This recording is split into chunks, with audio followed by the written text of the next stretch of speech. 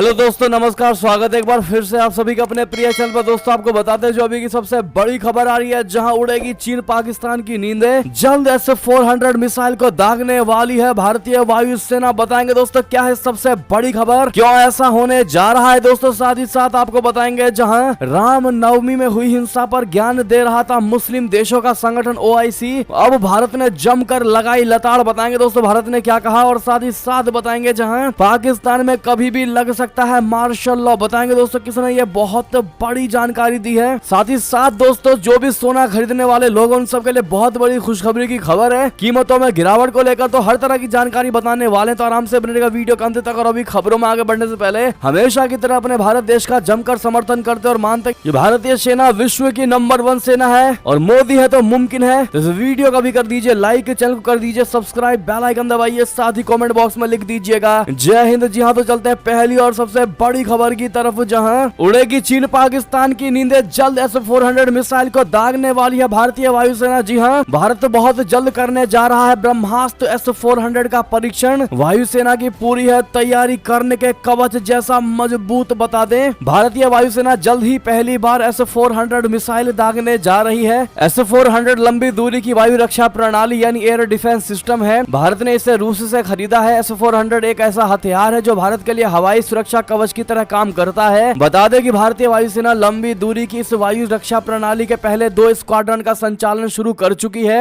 अब खबर यह है कि पहली बार वायुसेना इस मिसाइल को दागने जा रही है। वरिष्ठ रक्षा अधिकारियों ने ANI को बताया है कि भारतीय बलों ने रशिया में ट्रायल के दौरान इस मिसाइल प्रणाली को दागा था, लेकिन अभी तक देश में इसे दागा नहीं जा सका है। रक्षा अधिकारियों ने बताया कि बहुत जल्द S-400 मिसाइल के फायरिंग की योजना है। फायरिंग के दौरान तेजी से आगे बढ़ने वाले हवाई लक्ष्य को भेदने के लिए छोटी या मध्यम दूरी की मिसाइलों में से एक का इस्तेमाल किया जाएगा। उन्होंने कहा कि S-400 वायु रक्षा मिसाइल प्रणाली में मिसाइलों की कई अलग अलग रेंज शामिल है, जिनमें अधिकतम 400 किलोमीटर की दूरी पर तेज गति से चलने वाले लड़ाकू विमानों या क्रूज मिसाइलों को मार गिराने की क्षमता है। आपको बता दें कि S-400 में 4 रेंज की मिसाइलें होती हैं, जिनमें 40, 100, 200 और 400 किलोमीटर शामिल है। भारतीय वायुसेना ने हाल के वर्षों में अपनी वायु रक्षा क्षमताओं में उल्लेखनीय सुधार किया है। S-400 मिसाइल सिस्टम को युद्ध अभ्यासों में भी तैनात किया गया है। विरोधी भारतीय सेना की इस बढ़ती क्षमता से सतर्क है। चीन के अपने खुद के एयर डिफेंस की तुलना में S-400 काफी बेहतर है। वर्तमान में चीन के साथ टकराव को देखते हुए भारत ने S-400 को वास्तविक नियंत्रण रेखा यानी LAC पर तैनात किया है। बहरहाल दोस्तों अब इस अभ्यास के बाद चीन और पाकिस्तान थर थर जरूर कांपेंगे। बहरहाल ऐसे में अपनी भारतीय वायुसेना को दोस्तों इसके लिए ऑल द बेस्ट जरूर कह दीजिएगा। बात करते हैं एक और बड़ी खबर की, जहां राम नवमी में हुई हिंसा पर ज्ञान दे रहा था मुस्लिम देशों का सरदार OIC संगठन। भारत ने जमकर लगाई लताड़। बता दे देश के इंटरनेशनल मैटर में मुस्लिम देशों के संगठन OIC को कूदना भारी पड़ गया। राम नवमी पर देश के कई राज्यों में हुए बवाल को लेकर OIC ने बयान दिया था। संगठन ने कहा था कि राम नवमी पर हुई हिंसा के जरिए मुस्लिमों को निशाना बनाया गया। साथ ही बिहार में मदरसा और उसकी लाइब्रेरी को पहुंचे नुकसान का भी जिक्र किया गया था। भारत सरकार ने OIC के इस बयान की निंदा करते हुए संगठन पर जमकर निशाना साधा है। विदेश मंत्रालय के प्रवक्ता अरिंदम बागची ने प्रतिक्रिया देते हुए कहा कि हम आज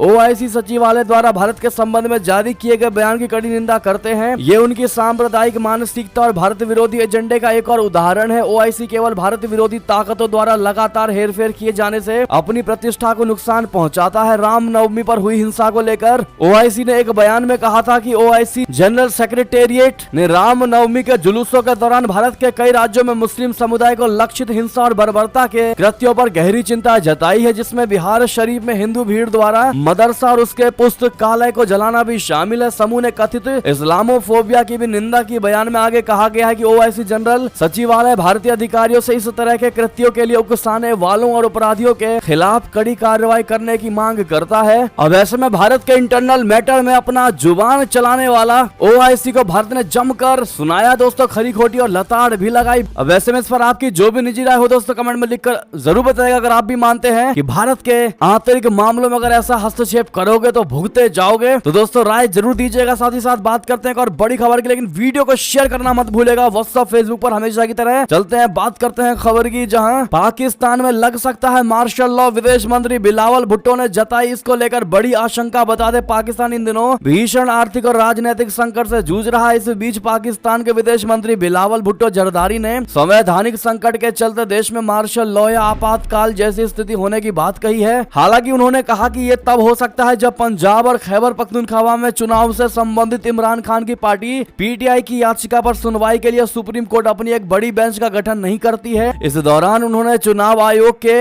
आदेश के खिलाफ पीटीआई की याचिका पर 3 जजों की बेंच द्वारा दिया गया फैसला मानने से इनकार कर दिया। पाकिस्तान के विदेश मंत्री और पीपल्स पार्टी के प्रमुख बिलावल भुट्टो ने सिंध प्रांत में अपनी सीट लड़कना में सोमवार को यह प्रतिक्रिया दी। उन्होंने कहा कि खैबर पख्तूनख्वा और पंजाब में चुनाव पर 3 न्यायाधीशों के किसी भी फैसले को उनकी पार्टी स्वीकार नहीं करेगी। उन्होंने कहा कि उनकी पार्टी फुल कोर्ट के फैसले को स्वीकार करेगी और उसे लागू करेगी। उन्होंने कहा कि उनकी पीपीपी संविधान की रक्षा कर रही है। इसके संस्थापक जुल्फिकार अली भुट्टो ने देश को 1973 का संविधान दिया था, जिसे बाद में परवेज मुशर्रफ जैसे तानाशाहों ने खंडित कर दिया था। बावजूद इसके पूर्व राष्ट्रपति आसिफ अली जरदारी ने इसे बहाल कर दिया था। बात करें दोस्तों एक और बड़ी खबर की, जहां पाकिस्तान से ही खबर, आखिर इमरान खान को लेकर इतना बड़ा खौफ, बुलेट प्रूफ बुर्का पहन कोर्ट पहुंचे इमरान खान। आपको पूरी जानकारी बता रहे हैं दोस्तों, जहां कैसे जुगाड़बाजी वाला Z+ सिक्योरिटी दिया गया इमरान खान को। जी हां, पाकिस्तान के पूर्व प्रधानमंत्री इमरान खान की लाहौर कोर्ट में पेशी का एक वीडियो खूब ज्यादा वायरल हो रहा है। इस वीडियो में इमरान खान भारी सुरक्षा के बीच एंटी टेररिज्म कोर्ट में पेशी के लिए जाते हुए दिखाई दे रहे हैं। इस दौरान उनकी सुरक्षा में लगे पुलिसकर्मी कंधे के पीछे बुलेट प्रूफ बैलिस्टिक शील्ड लटकाकर चलते नजर आ रहे हैं। उन्होंने बैलिस्टिक शील्ड से इमरान खान के चारों ओर एक घेरा बनाकर रखा था, जिससे कोई हमलावर ऊपर से फायर ना कर सके। खुद इमरान खान के सिर को कंधे तक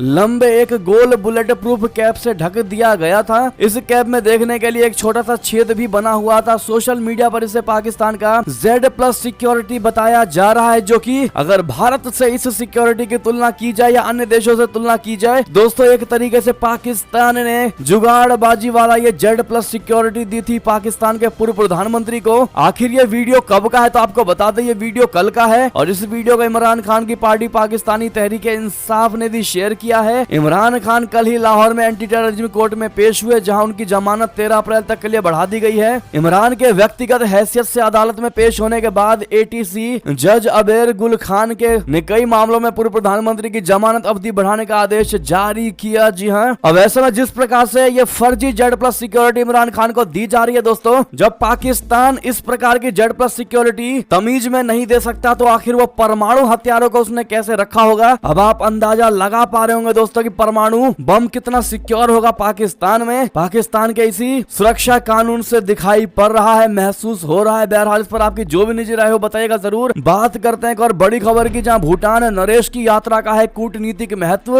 डोकलाम पर चीन के नापाक मंसूबों को सफल नहीं होने देगा अपना भारत। बता दे, भारत का अपने पड़ोसी देश भूटान के साथ हमेशा से बहुत ही सौहार्दपूर्ण संबंध रहा है। हालांकि चीन लगातार भूटान पर कूटनीतिक दबाव बनाने की कोशिश करते रहा है। इस नीति के तहत ही चीन डोकलाम के मुद्दे पर भूटान को जरिया बनाकर भारत पर बढ़त बनाने की कवायद में रहता है। इस बीच भूटान के राजा जिग्मे खेसर नामग्याल वांगचुक के भारत दौरे से द्विपक्षीय संबंधों में और प्रगाढ़ता आएगी। प्रधानमंत्री नरेंद्र मोदी ने 4 अप्रैल को दिल्ली में भूटान नरेश जिग्मे खेसर नामग्याल वांगचुक के साथ वार्ता की। इस दौरान दोनों के बीच आपसी हितों से जुड़े मुद्दों पर विस्तार से चर्चा हुई। दोनों ने उन आयामों पर भी बातचीत की जिसके जरिए द्विपक्षीय संबंधों को और मजबूत किया जा सकता है। इस दौरान प्रधानमंत्री नरेंद्र मोदी ने भूटान के आर्थिक और सामाजिक विकास में भारतीय सहायता को जारी रखने की प्रतिबद्धता को फिर से दोहराया। जी हाँ, बता दें कि मुलाकात के बाद खुद प्रधानमंत्री नरेंद्र मोदी जी ने ट्वीट करके जानकारी दी। उन्होंने कहा कि हम दोनों के बीच काफी गर्मजोशी के से सार्थक बातचीत हुई। इस ट्वीट में प्रधानमंत्री मोदी जी ने द्रुक गयालपों का भी जिक्र किया। उन्होंने कहा कि हम भारत भूटान संबंधों को नई ऊंचाइयों पर ले जाने के लिए अपनी घनिष्ठ मित्रता और द्रुक गयालपो के विजन को अत्यधिक महत्व देते हैं। दरअसल द्रुक गयालपो भूटान साम्राज्य के हेड ऑफ स्टेट को कहते हैं, जो वहाँ के नरेश को ये उपाधि हासिल होती है। बात करें दोस्तों और बड़ी खबर की, जहां चीन के दबाव में नहीं आया ताइवान राष्ट्रपति Sai Ing Wen US house speaker Kevin speaker से करेंगी मुलाकात। जी हां, ताइवान की राष्ट्रपति साई इंग वेन बुधवार को अमेरिकी हाउस स्पीकर केविन मैककार्थी से मुलाकात कर सकती है और इससे पहले जवाबी कार्रवाई की। चीन की धमकी का ताइवान पर कोई असर नहीं दिखाई दिया है। केविन मैककार्थी ने इस मुलाकात की पुष्टि कर दी है। ताइवान की राष्ट्रपति इंग वेन लैटिन अमेरिका, बेलीज और ग्वाटामाला में अपने बचे हुए कूटनीतिक सहयोगी देशों की यात्रा कर रही है। उनकी इस यात्रा में राजनीतिक रूप से सबसे संवेदनशील मुलाकात लॉस एंजलिस में अमेरिकी प्रतिनिधि सभा के अध्यक्ष केविन मैककार्थी के साथ साथ होगी। ताइवान के लिए विदेशी समर्थन दर्शाने के लिहाज से ये यात्रा महत्वपूर्ण मानी जा रही है। ताइवान और अमेरिका के लिहाज से भी इस यात्रा के अलग मायने हैं, क्योंकि चीन इस द्विपक्षीय देश को अपना हिस्सा मानता है और अमेरिका एवं ताइवान के अधिकारियों के बीच किसी भी बातचीत को अपनी संप्रभुता के लिए चुनौती के रूप में देखता है। बात करें दोस्तों एक और खबर की, जहां पीओके विधानसभा ने शारदा पीठ पर अमित शाह के प्रस्ताव का किया समर्थन, तो अब बौखलाया पाकिस्तान, दे दिया बहुत बड़ा जांच का आदेश। बता दें, पाकिस्तानी अधिकृत कश्मीर यानी पीओके विधानसभा में पीओके और जम्मू कश्मीर के बीच करतारपुर की तरह गलियारा खोलने की मांग करने वाले प्रस्ताव को पारित करने के संबंध में तथ्यों की जांच करेगा। पाकिस्तानी मीडिया ने यह जानकारी दी। पाकिस्तान के कठपुतली और पीओके के कथित प्रधानमंत्री सरदार तनवीर इलियास खान ने कहा है कि एक प्रस्ताव को अपनाने के संबंध में तथ्यों का पता लगाने के लिए एक जांच शुरू की गई है। इससे पहले भारतीय गृह मंत्री अमित शाह ने शारदा पीठ के लिए कश्मीर और पीओके के बीच गलियारा खोलने की बात कही थी। पाकिस्तान अखबार द एक्सप्रेस ट्रिब्यून की रिपोर्ट के अनुसार उन्होंने हुर्रियत नेताओं के लिए आयोजित रात्रि भोज में अपने भाषण के दौरान ये बात कही। खान ने विधानसभा में पेश किए गए प्रस्ताव पर गंभीर चिंता जताई और कहा कि तथ्यान्वेषी जांच चल रही है और जल्द ही इसे सार्वजनिक किया जाएगा। अमित शाह ने घोषणा की है कि करतारपुर कॉरिडोर की तरह ही प्रधानमंत्री नरेंद्र मोदी के नेतृत्व वाली सरकार शारदा पीठ को श्रद्धालुओं के लिए खोलने की दिशा में आगे बढ़ेगी। उन्होंने कहा कि प्रधानमंत्री के प्रयासों से अनुच्छेद 370 हटने के बाद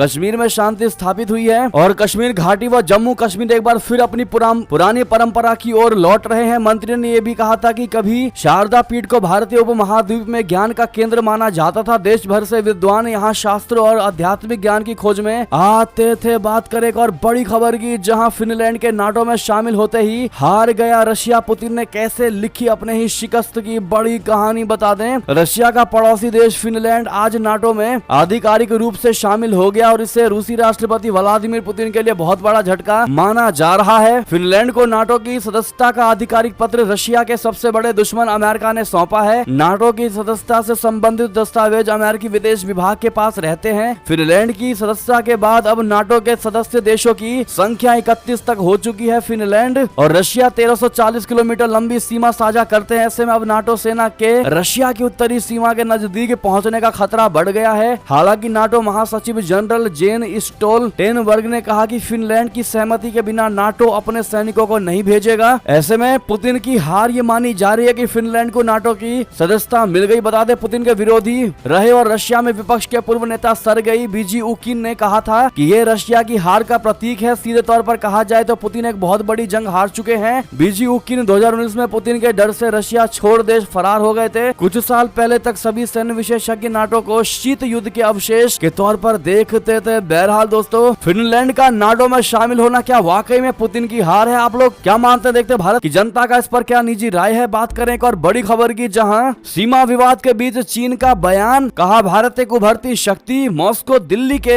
रिश्ते पर पुतिन के जोर पर कह दी ये बात। बता दे, भारत को लेकर चीन ने बहुत बड़ा बयान दिया है। मंगलवार को चीनी विदेश मंत्रालय के प्रवक्ता माओ निंग ने कहा कि भारत दुनिया की उभरती शक्ति है। यही नहीं, चीन ने नई दिल्ली के साथ संबंध बढ़ाने की बात भी कही। चीनी प्रवक्ता ने इस दौरान रशिया से भी बेहतर और मजबूत संबंध बनाने का जिक्र किया। रशिया की नई विदेश नीति के बारे में पूछे गए एक सवाल का जवाब देते हुए माओ ने कहा कि चीन, रशिया और भारत उल्लेखनीय प्रभाव वाले उभरते हुए प्रमुख देश हैं। अंतरराष्ट्रीय और क्षेत्रीय स्तर पर गहन और जटिल परिवर्तनों का सामना कर रहा है। भारत में चीनी दूतावास के प्रवक्ता वांग जियाओजियान ने इसको लेकर ट्वीट किया। उन्होंने लिखा कि चीन और रशिया और भारत अंतरराष्ट्रीय समुदाय के साथ संचार और सच्चे बहुपक्षवाद का बचाव करने और संयुक्त रूप से वैश्विक चुनौतियों का जवाब देकर दुनिया को एक सकारात्मक संदेश दे सकते हैं। जी हाँ, चीनी विदेश विभाग के प्रवक्ता ने आगे कहा कि चीन और रशिया एक नए प्रकार के संबंधों को विकसित करने के लिए काम कर रहे हैं, जिसमें आपसी सम्मान, शांतिपूर्ण सह अस्तित्व और सहयोग शामिल है। ये द्विपक्षीय संबंध किसी तीसरे पक्ष को टारगेट करने के लिए नहीं है और न ही किसी अन्य देश को ये प्रभावित करता है। बहरहाल दोस्तों, एक तरफ चाइना अरुणाचल प्रदेश को अपना हिस्सा बता रहा है, उसके नए नए नाम भी रख रहा है दोस्तों, दूसरी तरफ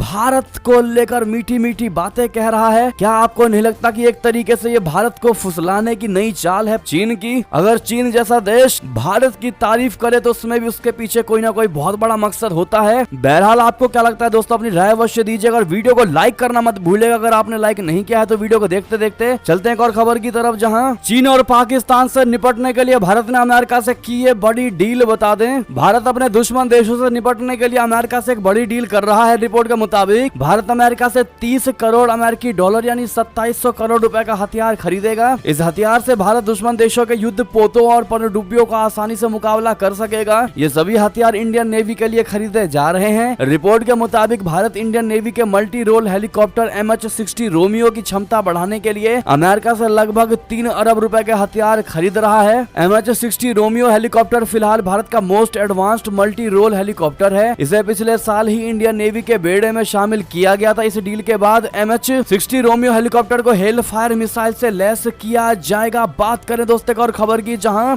ऑस्ट्रेलिया ने भी टिकटॉक को कर दिया बैन। एप्लीकेशन को बताया डेटा के लिए बहुत बड़ा खतरा। बता दें ऑस्ट्रेलिया ने भी आखिरकार सरकारी उपकरणों में चीन के वीडियो एप्लीकेशन टिकटॉक के इस्तेमाल पर प्रतिबंध लगा दिया है। इसके साथ ही वो अमेरिका, कनाडा, ब्रिटेन और न्यूजीलैंड के फाइव आइज खुफिया गठबंधन का आखिरी देश बन गया है जिन्होंने सरकारी उपकरणों में टिकटॉक के इस्तेमाल पर प्रतिबंध लगाया है। अटॉर्नी जनरल मार्क डेफ्रूस ने मंगलवार को एक बयान में कहा कि खुफिया और सुरक्षा एजेंसियों की सलाह पर प्रतिबंध जल्द से जल्द लागू होगा। टिकटॉक ने इस फैसले पर आपत्ति जताई है। कंपनी के ऑस्ट्रेलिया के महाप्रबंधक ली हंटर ने एक बयान में कहा कि हम इस फैसले से बहुत निराश है। जो हमें लगता है कि राजनीति के आधार पर यह फैसला लिया गया है, न कि तथ्य के आधार पर। हम फिर कहते हैं कि ऐसा कोई सबूत नहीं है जो ये दिखाता हो कि टिकटॉक किसी भी तरीके से ऑस्ट्रेलियाई नागरिकों की सुरक्षा के लिए खतरा है और इसे अन्य सोशल मीडिया मंचों से अलग नहीं माना जाना चाहिए। बहरहाल दोस्तों, देर सही लेकिन भारत की देखा देखी इन सभी पश्चिमी देशों ने भी इस पर बड़ा एक्शन ले लिया है। बात करते हैं एक और खबर की, जहां इजराइल के पूर्व राजदूत को अदानी ग्रुप ने दी बहुत बड़ी जिम्मेदारी। इस देश में संभालेंगे कंपनी का काम। बता दें भारत में इजराइल के पूर्व राजदूत रॉन मल्का ने बताया कि उन्होंने हाइफा पोर्ट कंपनी के कार्यकारी अध्यक्ष का पदभार ग्रहण कर लिया है। ये हाइफा पोर्ट अदानी ग्रुप का है। Adani ports and special economic zone यानी APSEZ और इजराइल के गैडॉट ग्रुप के एक कंसोर्टियम ने पिछले साल जुलाई में इजराइल में हाइफा के रणनीतिक बंदरगाह का निजीकरण करने के लिए 1.18 बिलियन अमेरिकी डॉलर का टेंडर हासिल किया था। बात करें अगली खबर की, जहां अमेरिका ने लगा दी सारी तिकड़म फिर भी खेल कर गया ड्रैगन। दुनिया में मची खलबली। बता दें चीन का जासूसी गुब्बारा अमेरिका के कई संवेदनशील सैन्य ठिकानों के बारे में खुफिया जानकारी हासिल करने में कामयाब रहा। उसे ब्लॉक करने की जो बाइडेन प्रशासन की तमाम कोशिशें नाकाम साबित रही। अमेरिका के 2 मौजूदा और एक पूर्व वरिष्ठ अधिकारी ने यह जानकारी दी।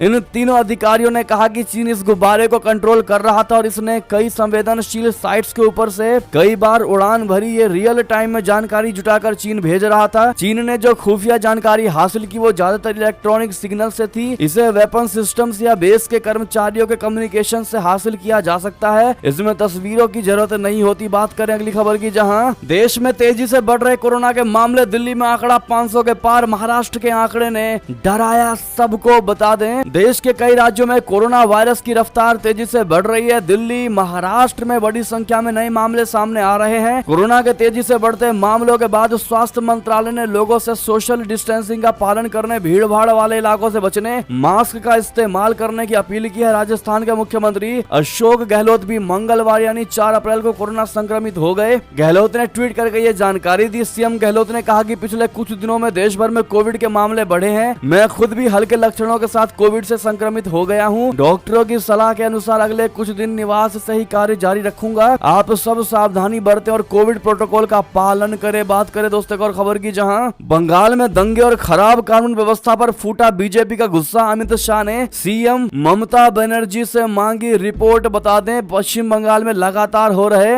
दंगों और खराब कानून व्यवस्था को लेकर गृह मंत्री अमित शाह ने राज्य की मुख्यमंत्री ममता बनर्जी से रिपोर्ट मांगी है। सूत्रों के मुताबिक बंगाल बीजेपी अध्यक्ष ने गृह मंत्री शाह को चिट्ठी लिखी थी और इस चिट्ठी में उन्होंने हिंदू और अल्पसंख्यकों पर लगातार बंगाल में निशाना बनाए जाने को लेकर चिंता व्यक्त की थी। बंगाल बीजेपी अध्यक्ष की चिट्ठी मिलने के बाद गृह मंत्री ने सीएम ममता बनर्जी से रिपोर्ट मांगी है। इससे पहले पश्चिम बंगाल की मुख्यमंत्री ममता बनर्जी ने मंगलवार को कहा कि वो दंगाइयों को बचकर भागने नहीं देंगी और उनके खिलाफ सख्त कार्रवाई की जाएगी। पूर्व मेदिनीपुर जिले में एक रैली को संबोधित करते हुए ममता ने आरोप लगाया कि भारतीय जनता पार्टी यानी भाजपा ने रामनवमी की शोभा यात्रा के दौरान हिंसा कराकर भगवान राम के नाम को बदनाम किया। बात करें दोस्तों और खबर की इसी से जुड़ी, जहां रामनवमी हिंसा को लेकर अनुराग ठाकुर ने ममता बनर्जी, नीतीश कुमार पर भी साधा निशाना। कह दिया ये तुष्टीकरण की राजनीति कर रहे हैं। जी हां, अनुराग ठाकुर जी ने कहा कि इस प्रकार की वोट बैंक की राजनीति देश के समक्ष कई समस्याएं और अनेक चुनौतियां खड़ी कर सकती हैं। गौरतलब है कि रामनवमी के अवसर पर पिछले सप्ताह पश्चिम बंगाल और बिहार में कई इलाकों में हिंसा की घटनाएं सामने आई थी।